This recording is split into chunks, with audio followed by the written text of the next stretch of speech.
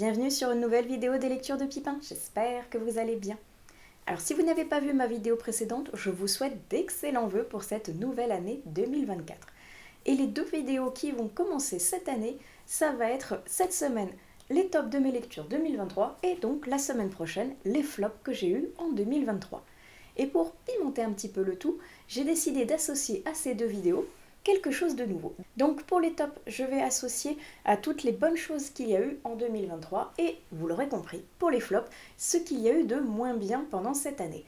Donc on va commencer tout de suite cette vidéo et je vais vous présenter les 10 tops que j'ai eus l'année dernière. L'année avait commencé avec un très joli coup de cœur pour La liseuse de Armand Enderstix que j'ai vraiment particulièrement aimé parce qu'elle avait vraiment résonné en moi. Cette lecture, elle est arrivée à un moment particulier dans ma vie de lectrice et dans ma vie de tous les jours même en plus. Et donc vis-à-vis de cette lecture, il y a eu beaucoup d'échos qui se sont faits avec la vie que j'avais actuellement quand je lisais ce livre. Et j'ai beaucoup aimé me remettre un petit peu en question, on va dire, par rapport à cette lecture, parce qu'il interroge vraiment sur notre rapport en tant que lecteur ou lectrice à la lecture et au monde littéraire, voire même à l'objet papier qu'est le livre. Et j'avais beaucoup aimé parce que j'étais vraiment en train de me re-questionner, de me remettre en question par rapport à beaucoup de choses. Donc ce livre est vraiment arrivé pile poil au bon moment. Et d'ailleurs, je vous recommande sa lecture, tout comme les autres livres que je vais vous présenter dans cette vidéo, vu que ce sont des livres que j'aimais adorer. Évidemment que je vous les recommande tous, donc si vous ne le connaissez pas, foncez, ce premier titre était vraiment génial. La seconde lecture qui m'a fait vraiment vibrer, parce que j'ai vraiment tout aimé, ça a été un coup de cœur, je pense dès même le premier chapitre, il s'agit de Tiziri. Tiziri que j'ai découvert dans le cadre du PLIP 2023 et que c'était tellement bien. La couverture déjà m'intriguait et une fois plongée dans cet univers incroyable sur cette planète étrange où on ne sait pas trop si c'est la Terre ou si c'est une autre planète qui a été colonisée par des extraterrestres, les humains sont en bien mauvaise posture et Tiziri est une chasseresse, mais une chasseresse qui a la particularité d'être albinos. Très courageuse, très forte, avec un caractère à la fois très fort et à la fois extrêmement fragile, qui va s'aventurer pour sauver son peuple, pour le nourrir à travers une jungle plutôt hostile et qui est même carrément vivante, douée d'esprit, et elle va essayer de rapporter à manger, la sécurité à son peuple, malgré beaucoup de choses qui font qu'elle commence à douter des paroles des anciens, et donc cette menace constante que sont les écomères, ces fameux extraterrestres qui veulent détruire les humains. C'était beaucoup trop bien. J'ai acheté le tome 2 que je n'ai pas encore eu le temps de lire, mais j'ai trop envie de découvrir la suite et fin de ce magnifique roman qu'est Tiziri, parce que j'ai vraiment adoré le premier tome. Et franchement, c'est une excellente découverte. Cette maison d'édition qui est Plume Blanche est vraiment incroyable. Pour le moment, toutes les lectures que j'ai faites de cette maison d'édition étaient vraiment super chouettes et celle-ci était même vraiment carrément géniale. Ça m'a permis de découvrir également La Plume d'Alexiane de Lys, que j'ai vraiment adoré, et ça me permet de découvrir maintenant les autres œuvres qu'elle a fait également, mais Tiziri pour le moment reste ma lecture phare de cette autrice. Il y a également ce titre qui est en autopublication que j'aimais adoré, La Reine oubliée de Thomas Bréchemier, la partie 1. Un bon gros bébé dans un monde un peu moyenâgeux sur l'ancienne Anglie où une reine a été complètement oubliée par son peuple, par ses ennemis, par ses amis et par le monde entier parce qu'elle est tombée en disgrâce alors que son pays était en grande bataille. Et contre toute attente, elle va revenir sur le devant de la scène avec des amis qui lui sont fidèles, avec des ennemis qui ne veulent surtout pas la voir remonter sur le trône, et avec certains qui ne vouent que par la guerre et qui adoreraient la voir succomber. J'ai adoré, c'est une énorme épopée chevaleresque qui est vraiment incroyable, et pareil que Tiziri, j'ai acheté le tome 2 que je n'ai pas encore lu, mais j'avais tellement adoré le premier tome que j'ai même pas regardé quand le second est sorti, je l'ai pris direct, parce que franchement, celui-ci était vraiment incroyable, et en plus, en auto-édition, il mérite vraiment, je trouve, d'être poussé en avant, il est génial, et vous aussi, lecteurs et lectrices, je vous le conseille à 300%, il est incroyable. Si on continue dans l'auto-édition, il y a Mais tu vas où de Michel Dablon que j'ai vraiment beaucoup aimé. parce qu'il était totalement déroutant. Je ne m'étais vraiment pas attendue à la tournure qu'a pris cette histoire, à la qualité de la plume de cet auteur qui arrive à manier le policier avec l'humour, avec l'enquête, avec le mystère, à un degré tellement addictif que j'ai dévoré le livre sans vraiment m'en rendre compte. Et malgré les défauts du personnage qui est une vraie tête à claque, parce qu'il a des agissements un peu particuliers que je ne peux pas vous dévoiler, sinon je vais vraiment vous gâcher toute la surprise. Mais en attendant, sachez que ce titre était vraiment incroyable, très très fun, il se dévore et il est très frais. J'ai vraiment beaucoup aimé cette découverte. Allez, on reste encore dans l'auto-édition avec celui-ci, Les locataires de Damien Coudier, que j'ai adoré, que j'ai lu il y a vraiment pas longtemps, voire au mois de décembre si je ne me trompe pas, et qui était vraiment superbe. Dans le thriller, dans le fantastique, dans l'horrifique, avec beaucoup de vibes un petit peu glauques, un petit peu brumeuses, mystérieuses, que j'ai vraiment beaucoup aimé, et qui nous entraînent dans cet immeuble étrange, où il y a des choses bizarres qui se passent la nuit, où les locataires sont vraiment particuliers, et semblent en vouloir à la vie de ces deux nouveaux propriétaires qui se demandent bien mais où est-ce qu'ils sont tombés. J'ai adoré. La plume de cet auteur m'a vraiment transportée. Et pareil, il est tout petit, donc il s'est laissé dévorer en très peu de temps, mais j'ai vraiment beaucoup aimé le dévorer. On continue avec l'auto-édition, il y en a vraiment beaucoup que j'ai aimé cette année, parce que ça m'a permis de découvrir plein de nouveaux auteurs, de nouveaux titres.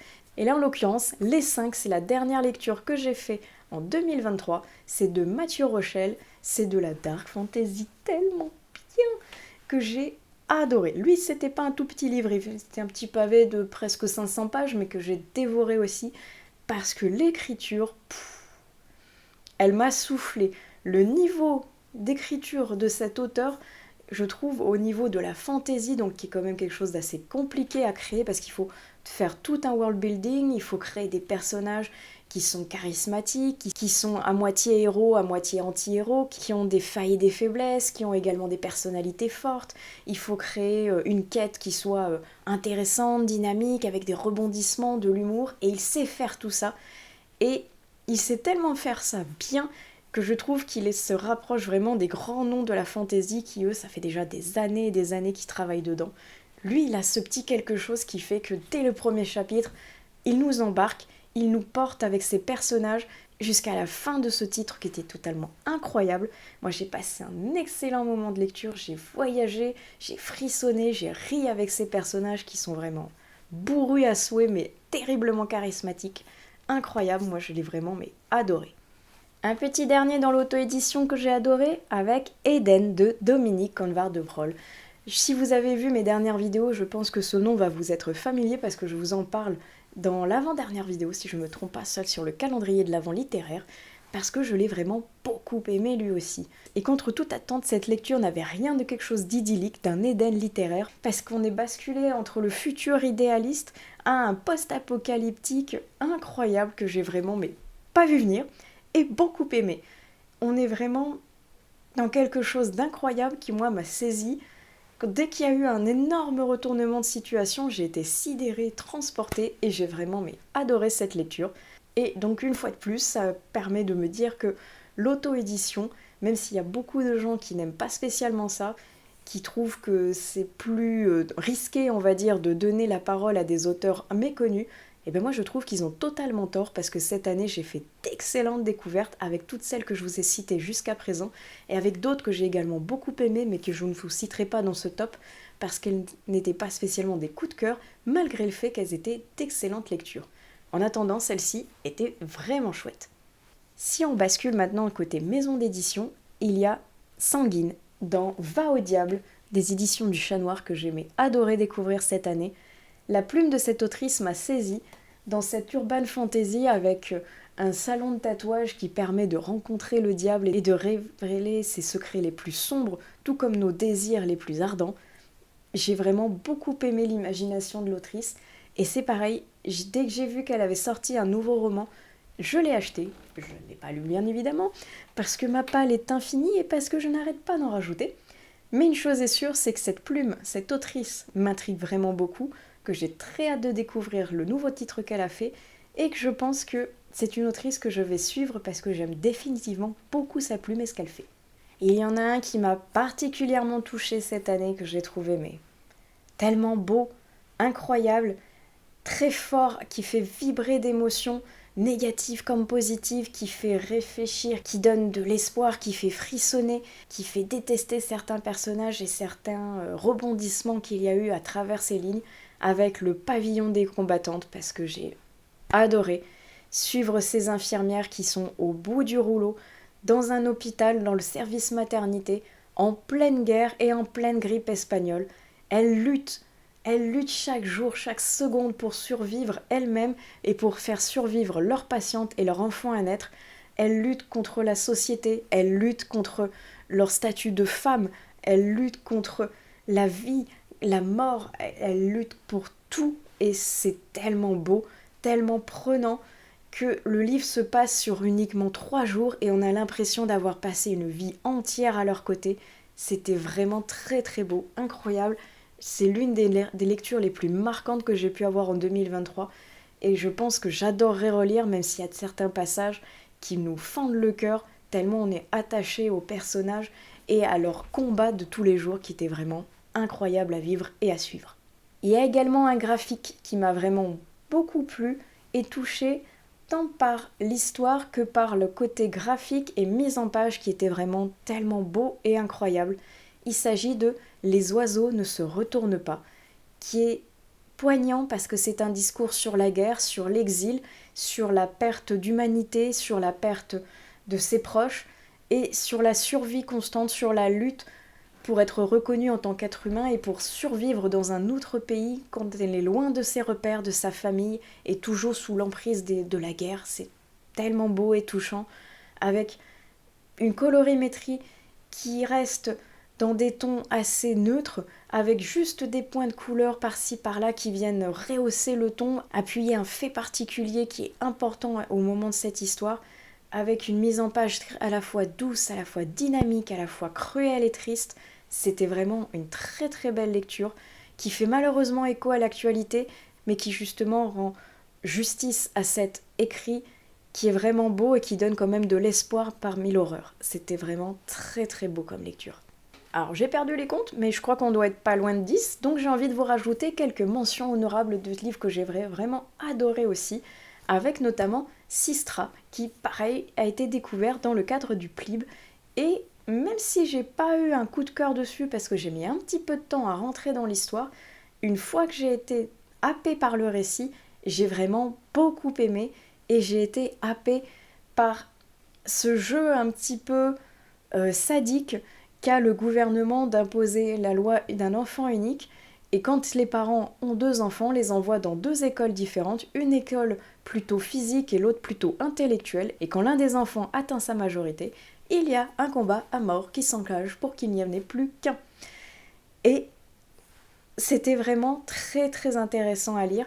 Je suis curieuse de lire le tome 2, même si j'ai l'impression que ça va pas être une suite directe, mais plutôt un autre pan d'une histoire avec d'autres personnages dans un autre continent, mais j'ai très envie de le découvrir parce qu'en tout cas, le premier tome était une très belle surprise. Il y a également Soundgrove que j'avais beaucoup aimé, ne serait-ce que par la mise en page originale avec ces ronces qui viennent envahir les chapitres à mesure que l'histoire et que la folie des personnages devient de plus en plus empreinte dans le récit. C'était très chouette, un mélange un petit peu d'urbex, de fantastique, de dérangeant et de terriblement prenant, avec des personnages un petit peu brisés, un petit peu qui luttent, mais qui ont du mal à se faire accepter et à accepter d'être dans un endroit qui ne leur correspond pas. J'ai vraiment bien aimé, même si la fin m'a paru trop abrupte, et ce qui fait que ça a fait louper le coup de cœur. J'ai quand même aimé l'ensemble du récit qui était vraiment une très jolie lecture. Et dans un dépaysement total, j'ai beaucoup aimé découvrir Bouquet final de Tina Muir, au même titre que La Chambre d'améthyste que j'ai également beaucoup aimé. Ces 2 lectures m'ont fait voyager ici au Japon et pour l'autre en Écosse, avec une plume d'une douceur toujours incroyable, avec une douce romance, ici plutôt axée sur de la reconstruction, sur aller de l'avant, sur essayer de faire passer des messages à travers des fleurs et à travers un univers qui est différent pour les 2 personnages, et de l'autre avec La Chambre d'améthyste, un côté un peu plus punchy parce qu'il y a beaucoup plus de combats, de luttes quand on est dans un côté un peu plus fantastique. Mais ces deux lectures étaient vraiment super chouettes. Il me reste plus que 2 titres, je pense, de Tina à découvrir et j'aurai enfin lu toute la collection. Mais en attendant, celui-ci, depuis longtemps je voulais le découvrir, c'est chose faite et c'était une excellente expérience. Et je vais terminer avec un graphique que j'ai trouvé vraiment très chouette. Il s'agit de Elle de Kit Toussaint, où j'ai enfin réussi à choper le premier tome à ma médiathèque. Les 2 autres sont toujours indisponibles. Un jour peut-être j'arriverai à terminer cette série, mais en attendant, j'ai trouvé que le premier tome était vraiment chouette, tant point de vue graphisme que colorimétrie, que histoire, parce qu'on va aborder le terme du TDI, du trouble dissociatif de l'identité, avec ses multiples facettes qui composent un seul et unique personnage, et j'ai trouvé ça très intéressant, avec beaucoup de mystère derrière, une touche d'humour quand même pour faire passer le tout. C'était vraiment une lecture très agréable, et là aussi, il me tarde de découvrir la suite parce que j'ai vraiment beaucoup aimé cette première lecture. Et voilà qui clôt donc mon top de 2023, avec d'excellentes lectures que j'ai trouvées mais incroyables, qui m'ont fait vibrer, voyager, frissonner, rager, mais toutes m'ont procuré d'excellentes sensations de lecture. C'était vraiment un très beau choix, un très beau voyage. Il y en a eu d'autres qui m'ont certainement fait voyager à travers ces lectures de 2023, mais cette vidéo durerait des heures et des heures si je voulais rabâcher toutes, donc c'était mon top. Et point de vue ce qui s'est bien passé en 2023, il y a eu, je pense, le PLIB en priorité, parce que c'était une expérience tellement incroyable que j'ai adoré y participer. J'ai été jurée pour ce prix de la littérature fantastique qui regroupait des auteurs et autrices incroyables que je n'aurais jamais découvert si j'avais pas été jurée. Je pense notamment à Alfie qui était vraiment incroyable et qui était l'un des gagnants justement de cette année, qui, je pense, vers lequel je ne me serais pas spécialement retournée si j'avais pas eu ce devoir en tant que juré de le découvrir parmi les finalistes et qui était vraiment incroyable lui aussi. Une très belle expérience qui m'a fait découvrir plein de belles personnes, autant que les organisateurs que les autres lecteurs et jurés comme moi. Là, ça m'a fait découvrir des nouvelles maisons d'édition, des nouvelles plumes, beaucoup de nouvelles histoires. C'était vraiment une expérience incroyable et je suis terriblement triste d'avoir participé à la dernière organisation de ce prix littéraire parce que franchement, s'il avait été reconduit l'année prochaine, j'aurais revoulu postuler avec la plus grande joie parce que c'était une excellente et incroyable expérience de vie et de lecture. Encore une belle chose, il y a vous quand même, vous, mes abonnés, mes followers, les personnes avec qui je discute et avec qui j'interagis autour de ces vidéos ou autour de photos sur Instagram ou sur le blog si jamais vous préférez visionner des critiques littéraires à l'écrit. J'aime beaucoup échanger avec vous et j'aime beaucoup apprendre de ce que vous ressentez au fil soit de mes vidéos, soit de mes chroniques et photos et pouvoir partager avec vous cette passion que j'ai pour la littérature et pour la lecture, ça n'a pas de prix franchement. Et j'aime beaucoup cette ambiance qu'il y a autour, je trouve, de tout ce qui est les booktubeurs et les bookstagrammeurs. C'est quelque chose de beaucoup plus bienveillant qu'il y a par rapport à d'autres secteurs qui sont un peu plus compliqués, on va dire, à gérer point de vue hater ou autre. Moi, je trouve que l'ambiance est chouette parmi la passion du livre. Ça permet de faire d'excellentes découvertes et j'espère continuer cette année à vous faire découvrir plein de nouvelles choses, des nouveautés. Mais ça, je vous en parlerai dans une vidéo dédiée qui regroupera plutôt tout ce qui est bonne résolution pour cette future année et les petits changements à venir.